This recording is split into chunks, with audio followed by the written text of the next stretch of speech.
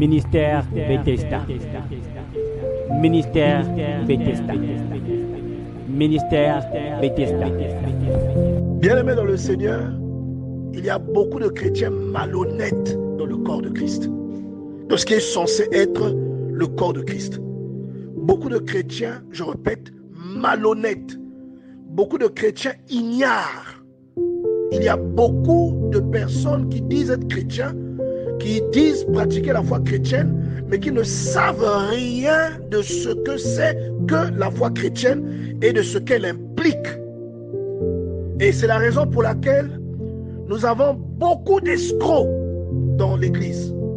Et par la même occasion, la plupart des personnes qui sont réellement appelées par Dieu sont aujourd'hui méprisées et confondues dans le lot des escrocs. Simplement parce que des chrétiens ignorants ont choisi le côté de l'escroquerie. Des chrétiens ignorants sont allés se donner en pâture. Des chrétiens paresseux, plongés dans la léthargie intellectuelle, sont allés se livrer à des loups contre lesquels pourtant ils ont été alertés. Vous voyez, le Seigneur a pris le soin, l'apôtre Paul a pris le soin d'avertir qu'il y aura des loups qui viendront et se feront passer pour des brebis, pour des bergers. Bien-aimés, il y a beaucoup de croyants aujourd'hui qui ne peuvent même pas expliquer à leurs enfants ce que c'est que la Pâque. Une fête qui est au cœur de leur croyance, une fête qui est au cœur de leur conviction. C'est la clé du mystère du christianisme. Ce qui fait qu'eux, ils soient devenus chrétiens, c'est grâce à la Pâque. C'est parti d'une préfiguration de Exode chapitre 12. Mais je vous garantis que beaucoup sont incapables de dire ce que c'est que la Pâque à leurs enfants. C'est curieux de voir aujourd'hui comment les gens vraiment se présentent comme étant des chrétiens. C'est des personnes qui font des programmes de prière. Mais en même temps, c'est des personnes totalement désintéressées de la culture chrétienne, de ce que le christianisme implique. C'est des gens qui connaissent le christianisme de loin. Ils connaissent le christianisme par rapport à ce qu'ils ont entendu et non par rapport à ce qu'ils ont lu et expérimenté. Aujourd'hui, la parole de beaucoup de prophètes et beaucoup de supposés hommes de Dieu est devenue une parole incontestable, même lorsque c'est un mensonge, même lorsque c'est une parole déformée. Aujourd'hui, la plupart des chrétiens, quand c'est son pasteur qui a parlé, il ne prend pas le soin, comme les chrétiens de Béret, de vérifier, qui pourtant eux avaient pour interlocuteur Paul lui-même. Mais ils avaient toujours le réflexe d'aller sonder les Écritures. Vous comprenez? Et c'est triste parce que Dieu n'est pas paresseux. Dieu n'est pas négligent. Dieu n'est pas ennemi de la connaissance. La Bible déclare, parce que tu as rejeté la connaissance, je te rejetterai. Il y a beaucoup de gens qui souffrent simplement parce qu'il leur manque la connaissance. Ils se disent chrétiens, mais ils sont incapables d'expliquer pourquoi ils sont chrétiens. Ils disent Christ est mort à la croix pour moi. Ils ne peuvent même pas vous disséquer ce que cette parole signifie. Ils ne peuvent pas disséquer cette parole et en donner le sens. Pourquoi dites-vous que Christ est mort pour vous? Qu'est-ce que ça signifie, le fait que Christ soit mort pour vous? Ils ne font même pas le lien entre cette mort et la Pâque. Beaucoup de chrétiens ne font même pas le lien entre Exode 12 et la Sainte Seine. Ils ne font pas ce lien. Mais ils se disent chrétiens. Bien-aimés, vous êtes pour la plupart obligés d'apprendre, de lire et de comprendre ce que votre conviction implique. Bien-aimés, nous sommes dans un grand danger si nous demeurons dans cet état d'ignorance. Comprendre la leçon qu'il y a derrière la Pâque. Et je vous rappelle que par exemple dans l'orthographe, vous voyez qu'il y a Pâque avec S et il y a Pâque sans S. Et là encore, je vous dis que beaucoup ne savent pas parce qu'ils ne s'y intéressent pas. Parce qu'ils ne s'y intéressent pas. Ce n'est pas leur problème. Et ils préfèrent s'intéresser, voilà, aux choses qui n'apportent pas la vie, aux choses qui ne leur apportera pas l'éternité. Ils préfèrent s'intéresser à des séries télévisées. Ils préfèrent s'intéresser à la mode. Ce n'est pas mauvais, toutes ces choses. Mais la chose qui vous octroie le salut, vous devez vous y intéresser autant que vous intéressez au reste. Parce que votre salut dépend de cette chose. Les séries télé ne vous sauveront pas. Et la connaissance que vous donnez à votre enfant à l'école, c'est une connaissance qui lui permettra de réussir en tant qu'individu dans la société. Mais la connaissance que vous lui transmettez bibliquement est une connaissance qui va garantir sa subsistance et son bien-être de manière éternelle. Donc vous devez veiller aux deux connaissances de manière simultanée et accompagner votre enfant. Pour comprendre ce qui se cache derrière tout ceci, il faut repartir en Égypte. Et nous devons aussi comprendre ce que l'Égypte signifie. Ici, on nous parle seulement de l'Égypte, un pays vraiment puissant, un pays merveilleux, mais en même temps un pays dirigé par un mauvais roi. Et ce roi est l'image de Satan. Ce roi est l'image du diable. Comme vous le lisez dans le livre de Daniel, il y a un souverain qui est l'image du diable. Vous voyez? Et ici, on nous dit que les enfants d'Israël étaient réduits en esclavage dans le pays d'Égypte. Qu'est-ce que cela signifie? Lorsque vous repartez dans le livre d'Exode au chapitre 1, à partir du verset 7, la Bible déclare « Les enfants d'Israël furent féconds et multiplièrent. » Vous voyez? Ils furent féconds et multiplièrent et ça crut et devinrent de plus en plus puissants et le pays en fut rempli. L'Égypte est le symbole du monde. L'Égypte est le symbole de la terre. Or, la terre est dominée à partir d'un certain moment par le diable. Mais au départ, Dieu a confié la terre à l'homme. C'est pourquoi vous voyez que lorsque Joseph arrive en Égypte, le peuple arrive en Égypte. C'est comme Canaan représente le ciel d'où nous venons. Et nous arrivons sur la terre avec un certain pouvoir. Vous voyez, Joseph arrive et il prend le pouvoir. Il est élevé parce que Dieu est avec lui. Mais finalement, le roi qui accompagnait Joseph, durant son pouvoir, ce roi-là a laissé la place à un autre roi. Ici, c'est juste une transition qui vous illustre que le pouvoir est passé d'Adam vers le diable. Vous comprenez? Et Adam qui avait la toute-puissance, qui a nommé les animaux, qui illustrait Dieu, qui n'avait pas besoin de pasteur pour parler avec son Dieu. Adam, du jour au lendemain, s'est retrouvé coupé de Dieu. C'est là où on vous dit que nous sommes donc allés en Égypte et qu'un roi a pris la domination. Et ce roi, c'est le diable. Et la Bible dit quand même que le peuple se multipliait. Là, c'est Dieu qui dit au peuple, multipliez-vous. Dieu dit à Adam et Ève, multipliez-vous et soyez féconds. Cette parole ne s'adresse pas qu'à Adam et Ève, mais elle s'adresse à toutes les familles de la terre. Et la multiplication, elle n'est pas seulement procréatrice, c'est une multiplication spirituelle, c'est-à-dire que quelqu'un doit te ressembler.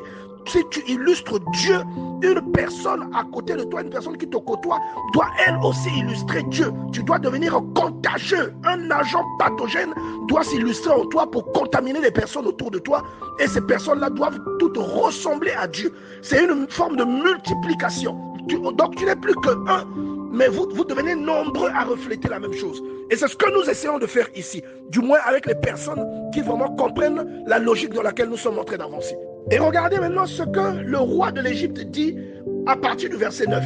Il dit à son peuple, voilà les enfants d'Israël qui forment un peuple plus nombreux et plus puissant que nous. Alors eux, ils avaient les chars, ils avaient le pays, ils avaient le Nil, ils avaient la royauté. Mais ils disaient des étrangers que ces étrangers-là étaient beaucoup plus puissants qu'eux. Et j'aimerais rappeler à quelqu'un que même l'apôtre Pierre te le rappelle, et même Moïse te le rappelle dans le psaume 90, que nous sommes des étrangers de passage sur cette terre. Nous sommes simplement en pèlerinage sur cette terre. Et vous retrouvez cette logique ici dans Exode chapitre 1 au verset 9, où on vous identifie bien comme étant des étrangers. Vous n'êtes pas chez vous. Et le Seigneur encore lui-même dit que la terre a été donnée au diable. C'est-à-dire que le diable a reçu la domination qu'il exerce sur cette terre. Vous comprenez? Donc c'est comme un peu comme si c'était son royaume. Vous voyez, c'est comme c'est un royaume. Et j'aimerais préciser, quand on parle du monde, ce n'est pas seulement le monde dans lequel tu vis, mais c'est un système de pensée qui régit la terre, où on commence à te faire accepter des choses anormales. On commence à les faire passer pour des choses normales. Tu vois, non? On dit que la nature, donc la parole de Dieu dit ça, ce n'est pas bien, mais le système de pensée du monde te dit que c'est bien. Vous voyez? Donc il y a une domination sur la terre, et quand toi tu t'insurges, tu deviens un dissident, tu deviens l'ennemi. Voilà, vous comprenez? Et ici, il vous dit que le peuple est plus puissant que nous. Donc, en fait, c'est le diable qui, avec ses démons, nous avons parlé dernièrement de la guerre dans le ciel. Nous avons parlé du diable qui a été précipité sur la terre. Vous savez qu'il n'était pas seul. Un tiers des anges sont tombés avec lui, d'après ce que la Bible nous déclare dans le livre d'Apocalypse. Et vous vous rendez compte que, finalement, si les chrétiens se réveillaient, si les chrétiens avaient une hygiène spirituelle, je vous garantis que les démons ne vous attaqueraient pas, qu'ils ne résisteraient pas à ce que Dieu met dans votre vie. C'est comme vous voyez, les disciples n'ont pas pu délivrer l'enfant épileptique. Mais lorsque Jésus est arrivé, il a dit une seule phrase et cet esprit-là est sorti. C'est à cette dimension que les chrétiens devraient opérer, d'après la volonté de Dieu. Et le diable fait tout pour que vous demeuriez dans l'ignorance. Vous demeuriez dans une sorte de sommeil profond, que vous ne vous rendiez même pas compte que vous êtes en train de dormir et que les jours sont en train de passer et qu'après des jours ce sont des semaines, après des semaines ce sont des mois, ensuite des années que vous avez passé à perdre votre temps en train de suivre des choses qui n'apporteront complètement aucune valeur ajoutée spirituelle dans votre vie. Et c'est là que ça devient intéressant, parce que c'est là que Dieu commence à avoir le besoin d'introduire la Pâque. La Pâque qui est souvent citée dans notre bouche sans en comprendre la signification. C'est là que Dieu commence à entreprendre. Bon, il le savait depuis le début, mais c'est là que le plan commence à aller maintenant vers son exécution. Vous comprenez? Donc ici, vous avez des personnes qui arrivent sur terre et finalement qui viennent tomber sous la domination du diable. Le diable commence à mettre des corvées, commence à les asservir. Il dit, le peuple devient plus nombreux, hein, il forme un peu plus nombreux et plus puissants. Nous sommes plus nombreux et nous sommes plus puissants en tant qu'enfants de Dieu. Mais nous n'en sommes pas conscients. Vous voyez, nous n'en sommes pas conscients. Il dit, Satan est en train de se rendre compte dans cette parole du danger que représente un croyant qui est conscient de sa nature divine. Et il est obligé de la servir par des mauvaises habitudes. Voilà, il va t'asservir par une nonchalance spirituelle. Il va t'asservir par une négligence. Il y a des paresseux, il y a des ignares, des ignorants spirituels. Il va t'asservir pour que jamais tu ne décolles, pour que jamais tu ne saches qui tu es, pour que jamais que tu ne saches ce que tu peux réaliser à cause de ce que tu es, pour que jamais tu ne saches ce que Dieu t'a dit dans le psaume 82 ou 81, je ne me rappelle plus, je crois que c'est 82, où il te dit que tu es un Dieu, pour que tu ne le saches pas. Et il va t'asservir. Et voilà que tu continues à entretenir le même problème depuis 5 ans. Ce problème ne finit pas. C'est parce que tu es ignorant. C'est pas parce que Dieu n'est pas en train de s'occuper de ton problème, mais il y a des choses que Dieu a déposées entre tes mains. C'est à toi de les faire valoir. Alors, au verset 10, qu'est-ce que le diable déclare? Je dis le diable, mais ici, littéralement, on parle de Pharaon. Il dit, alors, montrons-nous habiles à son égard. Donc, montrons-nous habiles à l'égard du peuple de Dieu. Ouais, vous savez que Israël, c'est le peuple de Dieu, non? Mais il ne s'agit pas seulement d'Israël qui habite en Israël. Israël symbolise toutes les personnes que Dieu porte en lui. Toutes les personnes. Voilà pourquoi l'apôtre Paul précise que ne sont les fils d'Abraham pas seulement ceux qui le sont dans la chair, mais ceux qui ont la foi d'Abraham. Donc c'est par la foi que vous devenez enfant d'Abraham et que vous devenez héritier de sa promesse. Vous comprenez? Donc la promesse que Dieu a déployée dans sa vie, que beaucoup de personnes qui continuent à se tromper disent que cette promesse-là appartient à Israël, aux Israéliens, donc les Israéliens que vous voyez à la télé, ne sachant pas que le langage que Dieu utilise est un langage spirituel. Il est en train d'évoquer quelque chose. C'est un peu comme si on disait que Israël c'est l'olivier. Donc, vous voyez ce que je veux dire? Ils prennent mot pour mot, alors qu'il y a d'autres détails qui vous expliquent que ce n'est pas comme ça qu'il faut comprendre ça. On dit qu'il y avait des peuples de toute la terre. Vous comprenez? Bien aimé, allons lire la parole pour comprendre que quand on parle d'Israël, Dieu parle des personnes élues, des personnes pour qui il a formé un projet avant la fin du monde, des personnes qui hériteront de son salut. Vous comprenez, bien aimé? Et il dit, montrons-nous habiles à son égard. Et l'habileté du diable, c'est laquelle? C'est celle qui consiste à te bloquer dans une habitude. L'habileté du diable, c'est celle qui consiste à déposer des jougs sur ton cou pour te maintenir au sol. L'habileté du diable, c'est celle de te prendre au piège de l'immoralité, duquel tu as du mal à sortir. L'habileté du diable, c'est celle de déposer sur toi des charges qui t'empêchent d'être libre. Il te vole ton temps pour que tu n'aies jamais du temps pour Dieu. Et la Bible dit, et on établit sur lui des chefs de corvée afin de l'accabler de travaux pénibles. Il y a des personnes qui sont les ouvriers du diable sans le savoir. Il y a des gens parmi nous qui ont bâti des villes pour le diable mais ils ne le savent pas. On dit c'est ainsi qu'ils bâtirent les villes de Pithom et de Ramsès pour servir de magasin à Pharaon.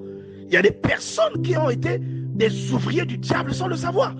Mais celui qui a inventé par exemple la pornographie, vous croyez que c'est un ouvrier de qui?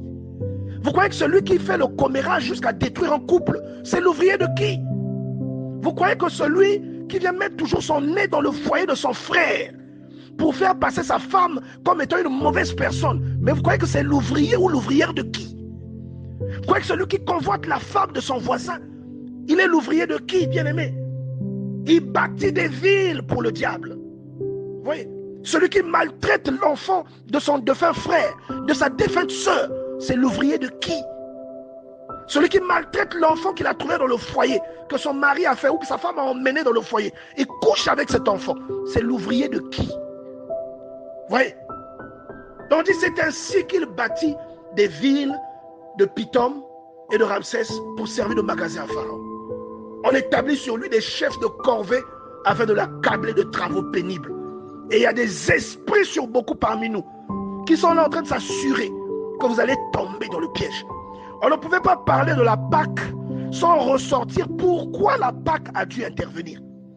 On ne pouvait pas parler de la Pâque de Dieu sans ressortir les éléments qui font que la Pâque là soit nécessaire. Vous allez voir que c'est ça qui conduit Dieu à convoquer Moïse. Exode chapitre 3, à partir du verset 5. Et il va dire à Moïse, je te convoque parce que j'ai entendu les cris de mon peuple. Là, c'est l'appel que toi, dans ta détresse, parce que tu deviens esclave du diable, c'est l'appel que ton esprit envoie au Seigneur.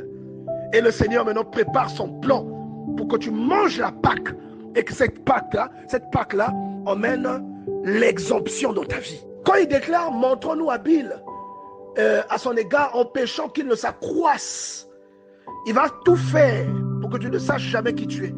Tu sais que tu t'appelles un tel, tu as le nom de ton père et puis tu as un prénom, né d'un tel et d'un tel, mais en réalité tu ne sais pas qui tu es.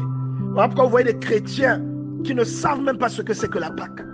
Tu as le chrétien qui ne sait même pas ce que c'est que l'adoption. Il ne sait pas ce que c'est. Il ne sait pas ce que c'est que la justification. Mais des choses que nous avons prêchées ici, mais lui ne sait pas ce que c'est. Il ne sait pas ce que c'est, bien aimé. Et c'est le diable va gagner du temps pour te faire aimer des choses futiles. Tu vas passer beaucoup de temps sur les réseaux sociaux sans passer du temps là où c'est productif. Il va tout faire pour te maintenir dans l'ignorance. Oui.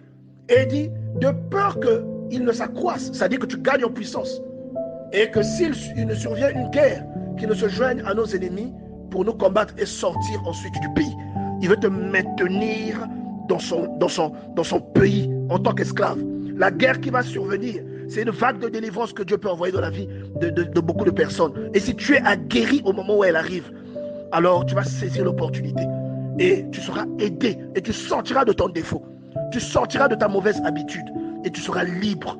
Tu quitteras l'enclos du diable pour aller dans l'enclos des personnes pour lesquelles le psaume 23 a été composé. Vous voyez? Et c'est ça que nous devons comprendre, bien aimés dans le Seigneur. C'est que aussi, il y a beaucoup de chrétiens qui sont esclaves du diable, qui prient, qui ne sont jamais exaucés et qui se plaignent. Mais la Bible dit dans le psaume 23, l'Éternel est mon berger, je ne manquerai de rien. Il ne manque de rien parce que l'Éternel est son berger. Son berger, ce n'est pas le diable, mais c'est l'Éternel. Vous voyez, non? Donc, il faut que nous sachions aussi que des fois, quand ce que nous demandons n'arrive pas, c'est parce que nous sommes dans le mauvais enclos. La Bible déclare, Moïse faisait paître le troupeau de Jéthro, son beau-père. Nous allons expliquer, par la grâce de Dieu, ce que signifie cette phrase. Littéralement, Moïse est marié à une femme qu'on appelle Siphora, et il vit donc chez son beau-père, et son beau-père est berger. Donc Moïse devient de facto berger, et il commence à entretenir le troupeau de ce beau-père. Bien aimé dans le Seigneur, le beau-père a toujours un rapport avec un mariage. Et vous savez que l'histoire qui existe entre nous et le Seigneur, c'est une histoire de mariage. Donc le troupeau que nous possédons, c'est le troupeau, ce sont des choses que Dieu nous confie, que nous devons nourrir, entretenir. Ici, le troupeau, ce ne sont pas les croyants ou les âmes qui te sont confiées, mais le troupeau ici symbolise des dons qui doivent avoir une bonne nutrition jusqu'à grandir et aller au point que l'on appelle la montagne de Dieu. Ce point n'est qu'un point spirituel où tes dons développés arrivent à t'emmener. C'est-à-dire que quelqu'un qui a des troupes, qui a la charge d'un troupeau, qui nourrit le troupeau, cette personne-là va aller là où il y a plus de pâturage. Et vous allez voir que dans la démarche de Moïse, il va se retrouver à Horeb, à la montagne de Dieu. Donc vous qui avez un don spirituel, dans le besoin de chercher à servir Dieu correctement, à nourrir vos besoins, vous allez partir dans des programmes de prière beaucoup plus corsés. Ces programmes de prière vous conduiront exactement là où Dieu veut que vous soyez. Et vous commencerez à vous illustrer dans la dimension où Dieu attendait que vous vous illustrez. Vous comprenez? Donc les troupeaux là, ici ce ne sont pas les enfants, les brebis ou les âmes que Dieu vous confie. Ici, c'est des choses qui sont en vous, comme des dons spirituels, qui ont besoin de manger, qui ont besoin d'être conduits là où il y a du pâturage. Et le pâturage, bien aimé dans le Seigneur, c'est tout ce que Dieu peut vous donner pour que votre don soit nourri. Vous voyez? Et donc on dit qu'il est arrivé, donc à la montagne de Dieu, à Horeb, et l'ange de l'Éternel lui est apparu dans une flamme de feu. Donc ici, que représente Moïse? Moïse représente l'Éphésiens 4:11, par lequel Dieu passe pour faire le lien entre toi. C'est-à-dire, c'est comme quand le Seigneur dit que lui, il est le berger, et puis il y a un portier. Vous voyez, c'est quand le portier entend la voix du Seigneur, il ouvre et les brebis vont parce qu'elles reconnaissent sa voix. Le portier, là, c'est l'Éphésiens 4. Et ici, Moïse, c'est donc l'Éphésiens 4 que Dieu envoie. Cet Éphésiens 4 peut être quelqu'un que tu connais. Ça peut être un ami d'enfance. Ça peut être un voisin. Ça peut être quelqu'un que tu sous-estimes. Ça peut être ton propre enfant. Ça peut être ton oncle, ton frère. Toujours est-il que s'il y a quelque chose de Dieu dans cette personne, tu reconnaîtras au fond de toi. Peut-être que l'orgueil prendra le dessus et que tu te soumettras pas ou tu suivras pas cette logique. Mais tu reconnaîtras au fond de toi qu'il y a quelque chose de Dieu dans cette personne. Parce que ces gens-là, quand Moïse est arrivé, déjà ces gens-là avaient rejeté Moïse. Lorsque Moïse essayait de les aider, il a dit, qui t'a nommé juge? Ils ont rejeté Moïse, vous voyez. Et c'est ce que les Éphésiens 4 subissent souvent. Et donc Moïse, Dieu lui dit, mais je t'envoie. Donc c'est lui, l'Éphésiens 4, qui va en Égypte, qui va accomplir des signes pour que le peuple ait confiance en Dieu. Et ensuite, qui va introduire la Pâque. Vous comprenez? Il faut que quelqu'un vienne t'expliquer que tu as un sauveur qui a donné sa vie pour toi. Il faut que quelqu'un vienne t'expliquer que ce sauveur, voilà l'héritage qu'il te donne. Il te suffit de procéder comme tel. C'est ça le rôle de l'Éphésiens 4. Il faut que quelqu'un vienne servir de pont pour que tu rencontres le sauveur. Vous comprenez? Et ce sauveur-là va servir maintenant d'un pont beaucoup plus large qui te fait passer du lieu de la désolation et de la condamnation vers le lieu de la joie et du salut éternel qui sont séparés par un grand fossé. Un fossé infranchissable que lui seul peut rendre franchissable. Pour que Dieu te reconnaisse, il faut qu'il y ait quelque chose en toi qui rappelle Dieu. Tu avais cette chose au début, mais elle a été ternie quelque part au commencement. Et aujourd'hui, parce que tu prends part à la Pâque, cette chose-là revient en toi. La Bible déclare, l'âme de la chair est dans le sang. Donc lorsque tu prends le sang de quelqu'un, en fait c'est comme si tu prenais l'ADN de cette personne. Si on peut s'exprimer ainsi. Il dit, tu ne peux pas manger le sang parce que l'âme de la chair est dans le sang. C'est ce que Moïse dit. Et Jésus leur dit, si vous ne mangez pas mon sang, mais vous allez mourir. Si vous ne mangez pas mon corps, mais vous ne pourrez rien faire, vous allez mourir. Les gens disent, mais qu'est-ce qu'il raconte? On ne comprenait pas son langage. C'est le langage de Dieu. Et il est en train de te dire, il faut que sa vie vienne en toi. C'est pourquoi vous voyez que ce que Moïse a fait avec la Pâque, ce n'était que l'illustration de ce que le Seigneur Jésus a fait lors de la Sainte Seine et par conséquent à la croix. C'est-à-dire qu'à la Sainte Seine, il prend du pain et du vin, il donne à ses disciples, il dit que c'est son corps et son sang. Donc ceux qui mangent et qui boivent, la vie qui est en Dieu, cette vie qui était en Christ, s'est propagée en eux. Et ceux qui croient en l'œuvre de la croix, la vie qui est en Jésus-Christ se propage en eux. Par conséquent, vous devenez un enfant de Dieu. Quand Dieu vous voit, il commence à voir ses traits, il commence à voir ses tics, il voit maintenant ses caractéristiques, il voit sa démarche en vous. Alors vous avez seulement vous avez en quelque sorte été cloné. On a greffé quelque chose en vous. Je ne sais pas trop quel terme il faut utiliser pour illustrer ça, mais vous étiez comme ça, mais il y avait une ablation. Ce qui vous rendait comme Dieu n'existait plus. Et lui, il vient restaurer. Il vient de nouveau propager la vie de Dieu en vous. Vous devenez en quelque sorte des dieux. Parce que le sang maintenant de Dieu, la nature de Dieu coule en vous. Grâce à quoi? Grâce au fait que vous avez pris part à la Pâque, vous avez mangé la chair et vous avez bu le sang. Voilà pourquoi vous voyez que en Égypte, ils ont pris ce sang, ils l'ont mis sur les linteaux des portes des maisons. Les maisons symbolisent l'entité physique, l'entité humaine. Et le sang, c'est donc le signe de l'adoption. Quand l'ange passe, il voit le sang, il reconnaît la nature de son Dieu. Et c'est ce qui se passe, c'est la préfiguration du jugement dernier. C'est à ce genre de verset que vous vous rendez compte que, au fond, les personnes meurent, mais les esprits ne meurent pas. À l'époque déjà, il y avait des croyants qui avaient la Torah. Ils avaient des livres qu'ils pouvaient lire. Des livres où Moïse avait reporté le mystère. Mais il leur manquait quelque chose. Le discernement qui vient avec le Saint-Esprit de Dieu. Parce que ces gens-là entendaient Jésus parler de leur offrir son corps et son sang. Et ils ont crié au scandale parce qu'ils disaient dans la Torah que cela n'était pas permis par Dieu. Mais ils n'avaient pas compris ce que Exode chapitre 12 illustrait. Ils ne savaient pas que la Pâque qui les a permis de sortir de l'Égypte, ce que nous allons développer demain, ils n'avaient pas compris que cette sortie de l'Égypte, que là-dedans l'Égypte symbolisait le péché, le monde, le système du monde, le système de la pensée du monde, avec toutes ses réalités, et que c'est une extraction qui vient parce que la vie de Dieu vient en vous.